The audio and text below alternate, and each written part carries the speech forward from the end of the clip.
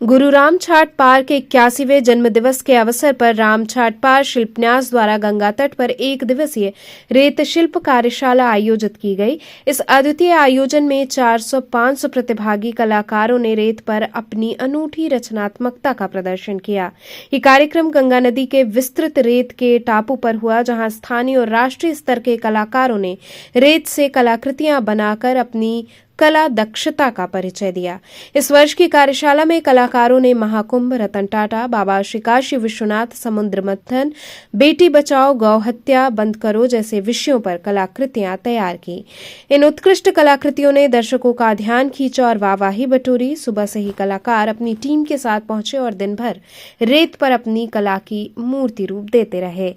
कार्यशाला में काशी हिंदू विश्वविद्यालय, महात्मा गांधी काशी विद्यापीठ, गोरखपुर, आजमगढ़, लखनऊ, इलाहाबाद सहित देश भर के ललित कला के छात्रों ने भाग लिया। इस आयोजन ने समाज और कला के बीच एक सुंदर सेतु का निर्माण किया, जहां कलाकार अपनी मानवीय संवेदनाओं को रेत के माध्यम से व्यक्त कर सकें। कार्यशाला के दौरान उत्कृष्ट कलाकृतियों को प्रोत्साहित करने के लिए रामछाट पार शिल्पन्यास ने 30 कलाकारों को 1,000 रुपए के नगद पुरस्कार प्रदान किए। शहर के साहित्यकारों, कला प्रेमियों और गणमान्य व्यक्तियों ने अपनी उपस्थिति से कलाकारों का उत्साहवर्धन किया।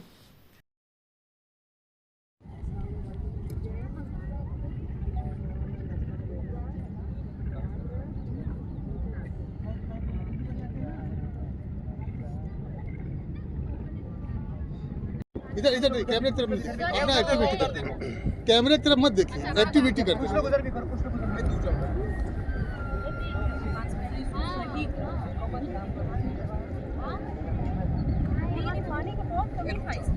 नीचे का उठाओ।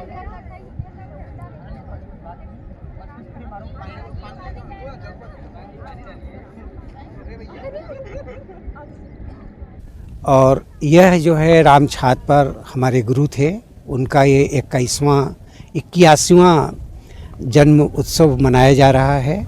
और ये 23वां रेत में आकृति की खोज माँ गंगा के तट पर 2002 से शुरू हुआ था, जो अनवरत जो है इस समय चलता चला जा रहा है।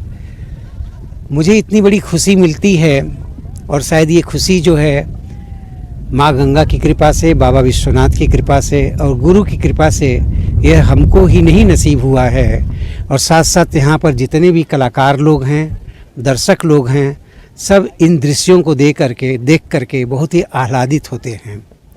यह बहुत ही प्रसन्न चित्त करने वाला एक तरह का माहौल यहाँ पर प्रत्येक 19 जनवरी को हर वर्ष यहाँ पर होता है।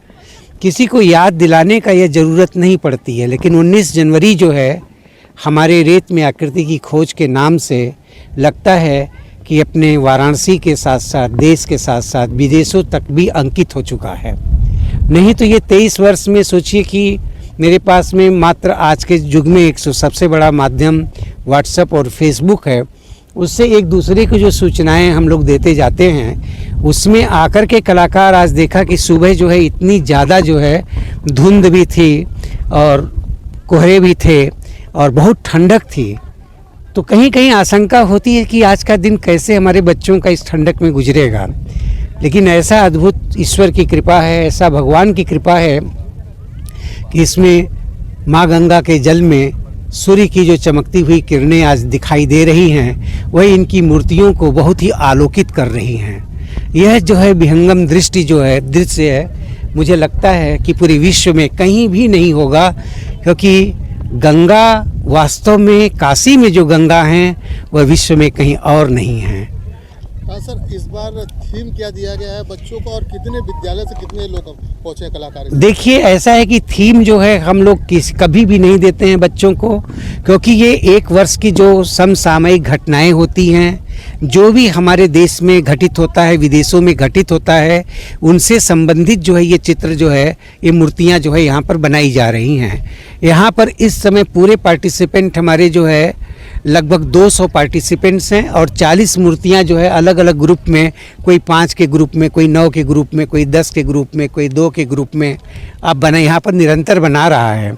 सबसे बड़ी खुशी है कि छोटे छोटे बच्चे भी आकर के इसमें मतलब शामिल हुए हैं। यह भी हमारे लिए एक बड़ा ही खुशी की बात होती है कि एक बच्चा जो बालू में, उसको साल भर तो खेलने के लिए नहीं मिलता है, लेकिन एक दिन माँ गंगा के तट पर आकर के अगर बालू में अपनी कुछ स्मृतियों को छोड़ के जाता है तो वह जीवन पर्यंत कभी भूल नहीं पाएगा। सर बच्चों को सर्टिफिकेट और कुछ पुरस्कार निश्चित रूप से सबको हम लोग 30 पुरस्कार देते हैं, कैश पुरस्कार, जो यहाँ पर कलाकार लोग निर्मित कर रहे हैं, और उसमें से 1,000 रुपये का हम लोगों का 30 पुरस्कार हर वर्ष रहता है। उसके बाद में और जितने भी पार्टिसिपेंट हैं सभी लोगों को हम पार्टिसिपेशन का सर्टिफिकेट्स देते हैं। हर वर्ष का हमारा ये। सर इस बार का थीम हमारा है गौ हत्या पे रोक, उसको हमने दर्शाया है। आप पीछे हमारी आकृति देख सकते हैं, और हमने गौ हत्या पे रोक लगाने के लिए अपने कलाकृति के माध्यम से लोगों को ये दर्शाने का कोशिश किया है कि हमारे जो सनातन धर्म के जो पूर्वज हैं गौ माता, उनको लोग मांस के तौर पे ना भोग करें, ना भक्षण करें, उनका पूजा किया जाता है, और हम लोग उनको अपना वो मानते हैं, क्या बोलते हैं हम, गौ माता। नहीं, गौ माता तो मानते ही हैं, इनका के स्वरूप पूजते हैं, तो इसको मांस का भक्षण ना बना के पूजनीय स्थान दिया जाए। ठीक, इसलिए हम लोगों ने ये आकृति उकेरा है।